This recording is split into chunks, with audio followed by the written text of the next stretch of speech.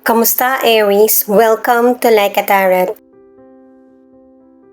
Alamin natin kung anong situation or kaganapan ang nangyayari sa mga ilang Aries.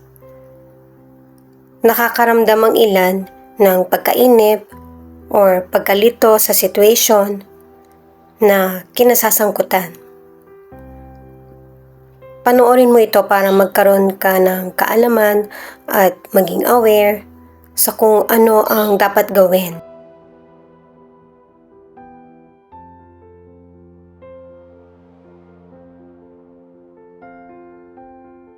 Pinapakita ng cards na ito na maaaring makikita mo muli yung dati mong kaibigan, nakasama, kakilala, loved ones, family o kaya dati mong nakarelasyon. Patungkol kasi sa past ang tinutukoy ng mga cards. Ito yung mga taong nakasalamuha mo na meron kang matatag na or matagal na koneksyon. Nakasama ba? May tampo ka man sa past mo or okay na kayo ng past na yung nakarelasyon mo ba? Maaari na magkita kayo muli. At saka may ilang Aries na wala nang issue sa yung nakaraan kasi sa tagal na din. Alamin naman natin gamit itong personalized cards kung ano yung message or feelings ng person mo na pwede rin ipakita kung ano yung feelings mo or message kasi connected kayo sa isa't isa.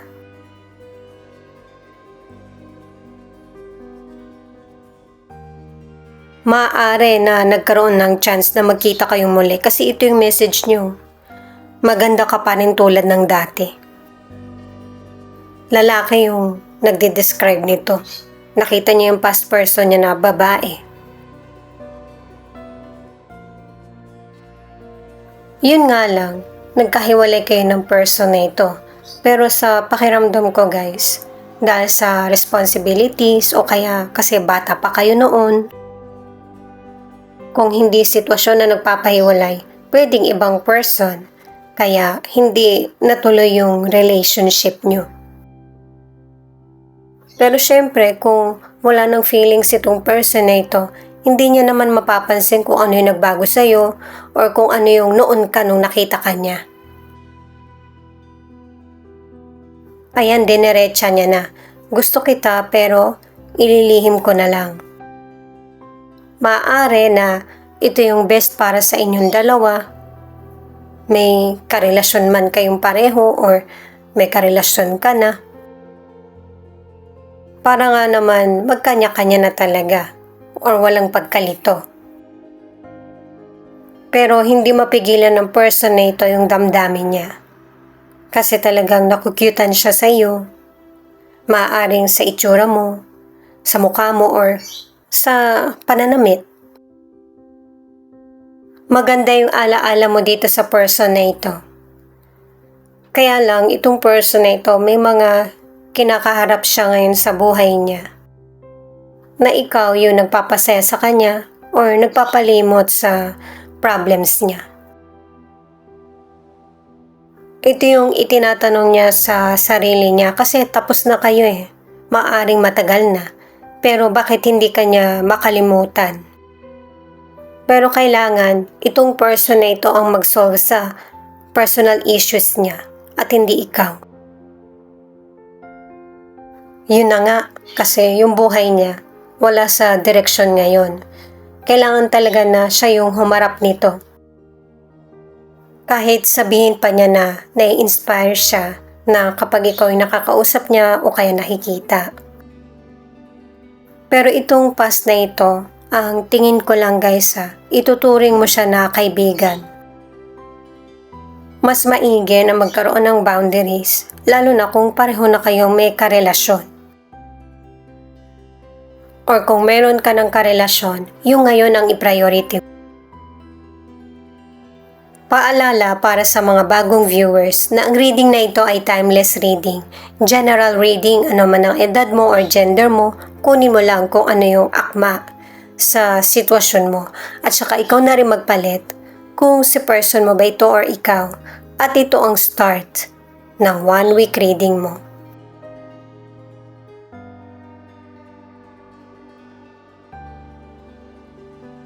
Nine of Pentacles, Eight of Pentacles in reverse, Ten of Cups in reverse. Sinasabi ng cards na ito na puno man ng ginto or marangyang pamumuhay ang buhay mo, maganda man ang trabaho mo, or may ipon ka sa bangko. Pinapakita sa cards na hindi ka masaya. Kasi yung bang feeling ng ilang Aries, walang katapusan yung trabaho mo. May iba naman na workaholic ka. Kaya nawawalan ka ng connection sa natural na buhay natin or sa mga kaibigan mo or family. At saka ang ilan sa inyo ay marami kang responsibilidad, kaya natutuon yung pansin mo sa trabaho. May mga delay din na nagaganap sa ilang Aries, pero pansamantala lang ito kasi ang kapalit naman ng paghihirap mo ay tagumpay. Sa career or negosyo, meron na magandang kapalit yung mga pagsasakripisyo mo. Kaya lang hindi ka satisfied sa mga nakakamit mo. Maaari na meron kang hindi nakakasundo sa trabaho o kaya sa negosyo. Maaari din na ang ilan sa inyo, yung itinataguyod mong career o kaya negosyo ay yung bang mula pa sa pamilya mo. Maaari na ikaw yung napamanahan ng negosyo or kung ano yung trabaho ng family mo, naging trabaho mo din. Yung bang lolo mo naging doktor, hanggang sa'yo, ikaw din doktor, yung ganun ba? Ang ilan sa relationship, kung napapansin mo na yung person mo wala nang time sa relationship nyo, ikaw mismo yung kumausap sa kanya o gumawa ka ng paraan para maibalik yung dati nyong bonding. Hindi kasi niya napapansin na nasusobrahan na siya. Ano man ang gender ng person mo. Ang ilang single, ma-appeal ka, matatag, may karisma, pero hindi ikaw yung person na ikaw mismo yung magsasabi or magpapakita na gusto mo yung person. Ang ilang single, kung meron kang standard sa paghahanap ng makakarelasyon, may hirapan ka kasi mahirap maghanap ng perfect na person na hindi ka masasaktan. The High Priestess, Ace of Cups in reverse, The Hermit. Tinuturuan ka ng mga cards na ito na kailangan mong matutunan kung ano yung totoo at ilusyon.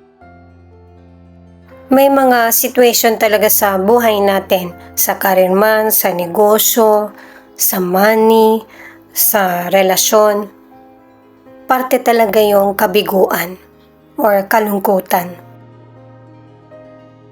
Pero hindi naman yan basta kabiguan lang kasi meron pa rin yang magandang meaning sa buhay mo. At saka meron ka ng kaalaman or meron ka ng plano, solution. Kaya lang napapangibabawan ng takot or yung bang pagdududa. Ang ilan sa inyo nagkaroon ka ng problema sa financial. Pero masusolusyonan mo naman ito. Yun nga lang, hindi mo kailangan ikwento na nagiging maganda yung kita mo or meron kang bonus na matatanggap. Ibalanse mo maigi yung financial mo kasi magkakaroon ka ng problema muli. Kakailanganin mo muli. Kaya kailangan meron kang naitatabi. Ang ilan sa relationship, hindi talaga kayo nag-uusap or hindi masyadong nag-uusap. Kasi pareho kayong may kinikim-kim na sama ng loob. Meron ding personal issue yung person mo na hindi ikaw yung dahilan, kaya tahimik siya. Kaya pareho kayong tahimik kasi pareho nyong hindi gustong masaktan ng isa't isa. Ang ilang single, meron kang idinidate pero pasikreto, kumbaga hindi mo pa pinapaalam sa karamihan ng friends mo or family. Dahil sa gusto mo munang makilala ng husto yung potential person. Hindi pa rin naman 100% na nade-develop ka dun sa person. The Hierophant, Ace of Pentacles, Justice. Itong mga cards na ito, mas lalo pang dumarami at lumalalim yung kaalaman mo sa bawat challenges or situation na kinakaharap mo. At saka pinakita na sa mga naunang cards at kahit dito sa cards na ito na meron kang magiging partner sa negosyo o kaya sa career o kahit yung person mo. Magiging honest siya sa iyo. Kumbaga, merong fair na resolution. May mga tao kang pwedeng pagkatiwalaan. Merong mga bagong opportunities at saka yung abundance mas lalo pang mag-grow. Ang ilan sa inyo sa kalusugan makakabuti sa yung healthy diet at saka regular na pag-exercise. Kasi kung nagkasakit ka or healthy man yung katawan mo, mas lalo pang mag-i-improve yung kalusugan mo. At paalala na rin itong mga cards na i-priority mo yung kalusugan mo. Ang ilang single, merong potential person na darating sa buhay mo na great love ang mararamdaman mo sa kanya. Marami kayong magiging bonding ng person na ito kasi gagastos ka rin sa kanya, gagastos din siya sa iyo para maging masaya yung connection nyo. Hindi lang naman kasi love ang nabubuo sa inyong dalawa kundi pati na rin friendship. Ito yung hustisya na para sa iyo at deserve mo. Ang ilan sa relationship, magkaroon man kayo ng tampuhan ng person mo, yung bang parang walang nangyayari. Nagpapatuloy pa rin ang relasyon nyo. Ang iba sa inyo, hindi nyo napag-uusapan kung ano yung issue. Ito muna yung alamin natin, yung final cards. Itong Queen of Pentacles, may mga patuloy na magaganap sa buhay mo, lalo na pagdating sa pagkita. At saka hindi mo nakakalimutan yung mga taong sumuporta sa iyo sa panahon ng kagipitan. Nagkakaroon na ng healing sa mental at physical. Kumbaga nakakapag-relax ka na. Ano man yung mga dumarating na situation. Itong Knight of Pentacles, ano man yung situation or ano man yung mga nagiging kaganapan sa buhay mo, ay pinapairal mo yung fairness at saka nagiging maingat ka rin sa mga bawat sinasabi mo o ginagawang hakbang. May mga Aries na mabagal man yung pag-usad ng buhay mo ay nagpapatuloy ka pa rin. Mas dinodoble mo pa yung kasipagan. Itong Page of Pentacles, bata ka pa lang, talagang planado na yung buhay mo. Iniisip mo na maging matagumpay. Ito yung gusto mong maging kapag laki mo. Yung pangarap mo yung nagiging guide kaya nagiging successful ang ilang Aries sa career o kaya sa negosyo. Magpapatuloy yung tagumpay mo kasi pursigido ka. Good ang intention mo, merong patience, kaya good din ang bumabalik. Ang ilan, i-add ko lang para sa relationship na sinisikap nyo pareho ng person mo na mabalanse ang buhay nyo para magkaroon ng time sa relasyon.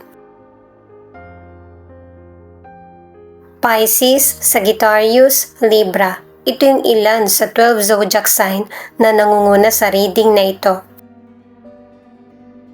Ito naman yung mga letra na posibleng andito yung letra ng pangalan ng person mo or letra ng pangalan mo. Thank you at saka ingat kayo palagi. Paki-click na rin ang notification bell para updated ka sa Like a Tarot readings.